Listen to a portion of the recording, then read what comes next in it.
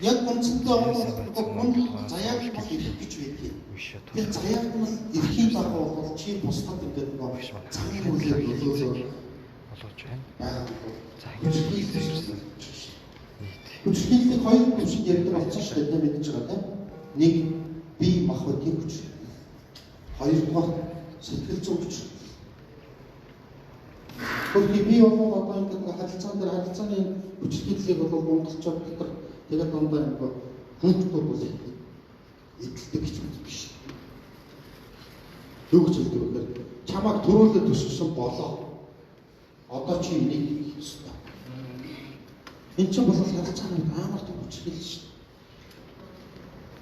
Хөнөө шүү. Би чамд юм зааж өгч байна. Ямар сонсож байна? Амар сонсож байна. Энэ чинь нөлөөлөх хэлцээ. Ер нь бол харилцааны яг бол юу гэж хэлдэг вэ гэхээр